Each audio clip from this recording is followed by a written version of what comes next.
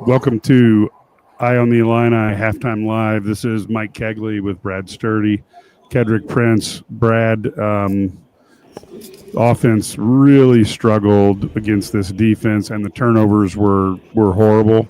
Give us your kind of recap on that. Yeah, I mean, I think you're playing the number one team in the country. You cannot make those kind of mistakes. I mean, whether it's you got to make some plays, whether it's pass that went off fingertips, whether it's, they got a tip ball interception. That happens. But then I thought the other thing that was bad was you can't take a knee as a punter. I mean, that's just a big difference. And those little things are the kind of things that that beat you. Ohio State doesn't have to do anything except line up and play vanilla, and when because they know that Illinois can't march down the field, multiple times to beat them, and so makes it too easy on them. You got to challenge them a little bit, make it a little tougher. But I like the fight that the defense has shown. I like the offense was able to move the ball a little bit at the end of the half. Maybe they learned something. I thought that false start from the 1 yard line was another play that was just, those are killers, because you make those plays and you just give them another opportunity, and it push you back. You don't get a touchdown. Instead, you get a field goal. I think it's a different game if they get a touchdown there. Well, Mike, I'm going to tell you right now, I agree with Brad. You're on the 1 yard line and you get a false start at home. I mean, and the things that people have complained about, the offensive line, not blocking, not opening up holes, they've done their job. I've seen all that today. They've given up 20 points to the number one team in the country, but there's the little things offensively the mistake that you can't make. I mean, and you know what? You can definitely see the talent disparity a little bit from the receiving core, especially on the slant routes. The slant routes is tough for Illinois to get separation, I think. But I want to see him throw the ball downfield a little bit more. You got to take a chance because Luke's putting the ball in position, but the players have to make the plays. You cannot have any mistakes like this against the number one team in the country. You're at home. Officiating isn't the issue. I mean, Cole Rusk, stepping out of bounds. You have a chance at a first down. Those are things that Brad's talking about that you can't do, expecting to beat the number one team in the country.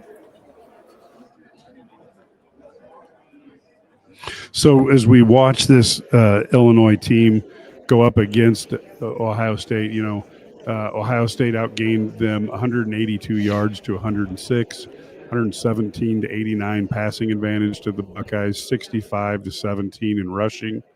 And you ended up with 11 first downs for the Buckeyes, 10 for the Illini, and 17 minutes of possession for the Buckeyes, 12 and some change for the Illini. So definitely a difference there.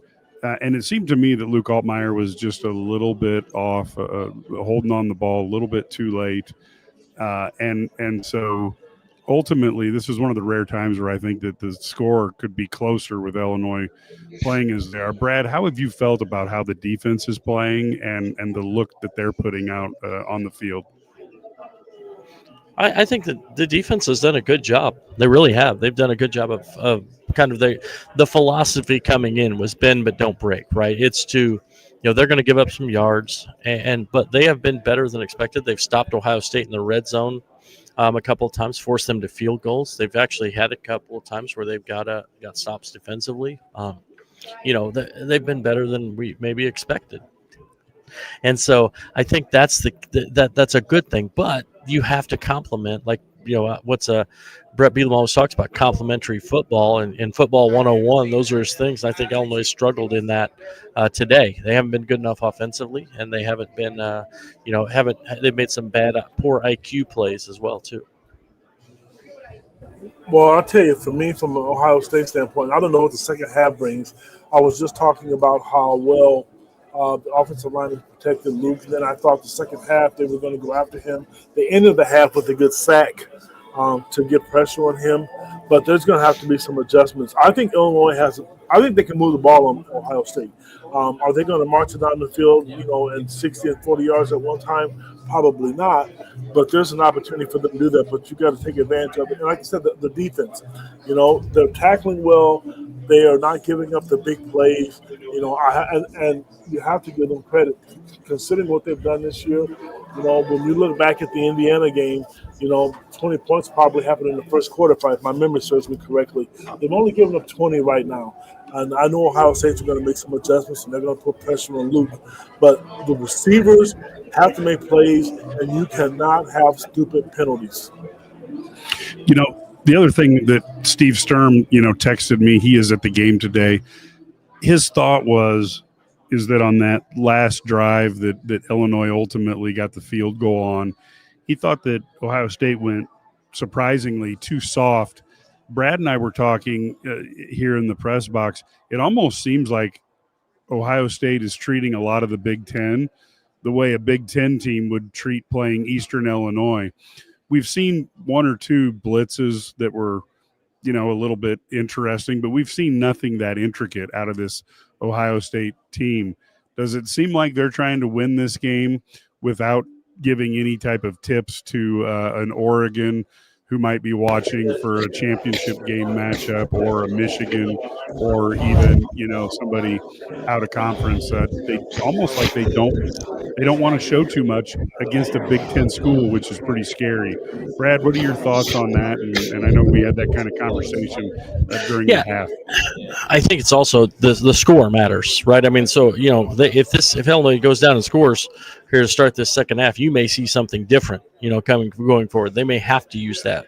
I'm sure they have things in their playbook where they can do that, but I think also they're just trying to. They're doing what they have to do. And the thing is, if Ohio State kicks another field goal and scores a touchdown, has 30 points, do they really they don't believe Illinois can score 31? So I agree with. I think they feel like they can win until Illinois shows them they can move them. Then they're not gonna do anything. So I don't know. It's going to be interesting. I think that, I wonder, Fagan was out there. Can Fagan, talking about injuries, can Fagan come back? No. I mean, it doesn't look like he can run the ball. They didn't give it to, I think they used him as decoy.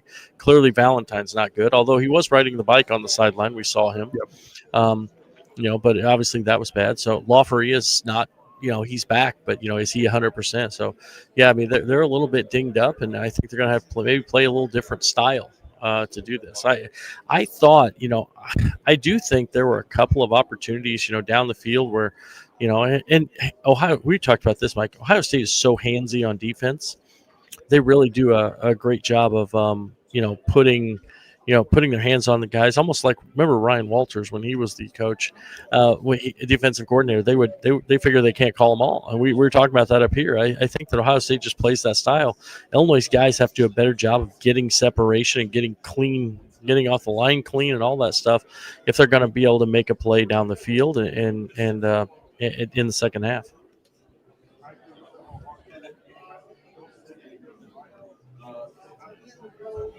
Kid. You're muted, buddy. You know what, Brad? You're 100% right. You're not going to get every single call. I mean, they're not going to call pass interference every single time. So I think Ohio State is aware of that. They have to figure out some way to get the ball thrown down the field. Who that is going to be, whether it's Bowick, whether it's Hudson, or Colin Dixon, they have to get the ball down the field. You get the ball down the field, it's going to open up some the run plays. But Mike, back to your question, I don't think they are either. I've watched the Ohio State games. I watched a number of them on TV this week.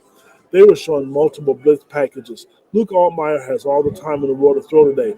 But when it's 20-3, why would you show something different? I guarantee that if Illinois comes out and they put up 10 points, you're going to see a lot different offense from Ohio State, and you'll see a different defense from them. Yeah, and I look at this looking forward to the second half. I actually thought Illinois' offensive line played fairly well. They've got to, obviously, I would like to see, and Brad and I talked about this, I would like to see more of the little dump-off passes and use the short pass to open up some running lanes occasionally. I'm not certain if Illinois can just move the ball by running it up the middle against these guys consistently. Fagan is the leading rusher at 4 for 18 yards. Lowry is 2 for 16 yards. Valentine, 3 for 6. Anderson, 1 for 1. Altmaier is now 2 for -10. And Crimmins, with the mysterious kneel down, is at 1 for -14. So Illinois overall is 13 attempts, 17 yards rushing. And, of course, Altmaier is 12 for 21 with 89 yards, an interception, which was off of a deflection. My way of thinking of this is Illinois needs to get the ball out, and if they can get some short passes that allows them to do a little bit more, they've been open, as Brad mentioned, on the backside several times for longer passes. Now it's easy for us to see that up in the press box, a little bit harder when you've got big 300-pounders trying to run you over, but the opportunity is there, Brad. Yeah, as we said that up here, it's like we're talking, oh, Luke missed that guy. Well, it's a lot easier for us when, nobody's trying to kill us up here. Although, unless I had like a hot dog, Mike might try and kill me to get it. But other than that, I'm safe. Not for a hot dog, buddy. Oh, man. If they had pizza, we'd be in trouble. But no, I think there's something to be said for, kind of aired it. I think they were trying not to make mistakes, which led to them making mistakes a little bit early on. You know what I mean? I think when you play not to make mistakes, you're in trouble. But I think that they have to play to score now. I mean, I think they've got to play to make plays and score and get the ball down the field. And then that'll give them, this first drive. I mean, this is it, man. You come out and score here. Now it's a ball game, and you put a little pressure on them. And I thought that's what you want. You want them to have pressure in the second half and see what they can do. So I think that could be interesting. I don't want to see them come out and play conservative. I thought, to be honest with you, I think Luke, I don't want to say he was nervous, but there were a couple zone reads that he missed. He hasn't missed in a long time. And I don't know if that's the pressure, nerves, or the receiver's afraid. Once he threw his first pick of the season, I'm kind of glad it's out of the way now, too, so that's behind him, that he can move on from it. And I thought he was a little bit tight with some of his throws, things that he hasn't missed. Like, the pass that hit in the guy's fingers, yes, you got to catch the ball, but he also led him a little bit too far. But he hasn't been pressured, so I don't know why this happened. If they close the gap, then I can see that being an issue. Yeah, there's a lot of opportunities here for the Illini, as we talked about. And I'm also thinking, what does the Illinois defense, is there anything they can do, Brad, to try to force the hand of this Ohio State Buckeye team that necessarily hasn't been in their greatest mode with only 180 yards, but they haven't really had any negatives or any adversity very much in this half. Can Illinois do anything to make Ohio State have to adjust or even be slightly uncomfortable? Well, I mean, they're going to have to bring some blitz back. They can't get pressure with 3 or 4 guys rushing. They're going to have to run some blitz packages. But then again, that opens you up with guys like Smith and Tate one-on-one on the outside, and that is not good for anybody, well, except for Ohio State. So, but I think they have to put the one thing we talked about, Mike, up here is if you're not going to get pressure, get your hands up, get a tip. I thought that was I think that would be interesting. Soda P, by the way, he asked for an update on Fagan and Valentine.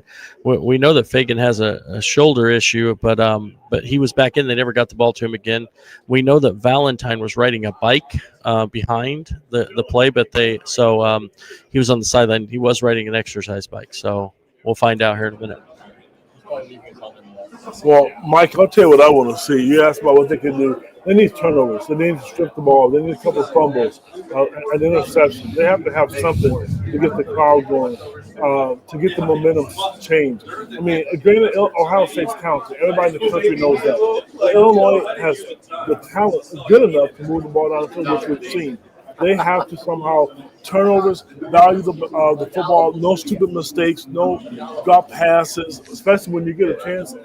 They have an opportunity for the fans listening. That opportunity in the red zone would have been the first touchdown against Ohio State in the red zone all season, and they get a false start. So if they get to the red zone this game, it'll be the first touchdown that they've given up in the red zone. Yeah, and we did have a couple questions here. There was a ask if there's an update on Fagan and Valentine, and we can tell you that Valentine is very gingerly walking. I think the good news there is you like to think maybe there is an opportunity that he can play again. I don't know if it's today. My guess would be, that he's probably out for today's game. Fagan went back in there, but as Brad said, he may have been more of a decoy because he came out with a shot to the shoulder. Hard to know exactly where that is, and in terms of of overall, Brad. What's your expectations here for the second half? What do you see happening? Well, I mean, I think it's tough, but I think you just got to compete. I mean, and that's what I want to see competition. I want to see guys, competing here and maybe making this interesting. Because I really think if you can make this interesting, and then it just takes an Ohio State mistake, and maybe maybe Sayin makes a mistake and throws a pick six. Maybe they get a sack fumble, all those things. I don't know. I just think that you got to put yourself in a position where they can allow them to make a mistake. Right now, there's no pressure on them because it's so easy, and because there's no pressure from Illinois on the scoreboard. So I think if Illinois can score here and make it a two possession game, where there's like this game is like, oh wait, this is a competitive game. You put and then get one mistake from Ohio State. Now you're back in it, and now who knows what happens down the stretch. So that's where you have to be. Just find a way to hang around and compete. Well, I'm going to be honest. I don't care if they score this first possession. Just have a good possession. There's 30 minutes left. You have to score and score lots. But this first possession, you don't want to throw a pick. You don't want to be 3 and out. Move the ball down the field. You have a chance to put some points on the board. But I don't want to see them go into panic mode. Because once you start, they know you're going to pass the ball. That's when interception and turnovers happen. Okay, gentlemen, so we're about 2 minutes away from the half ending. Any final thoughts, Brad, before we walk away? And then, Kat, I'll get them from you, and then we'll get people back to the game. The one thing I will say is that the atmosphere to start this game and pregame and the tailgate was the best I've ever seen, and I've been around Illinois football for, coming to games for, 30 years plus 40. My first game was 40 years ago, so over 40 years ago. So it was actually Ohio State when Illinois kicked the field goal to beat them at the end. And so we've seen this.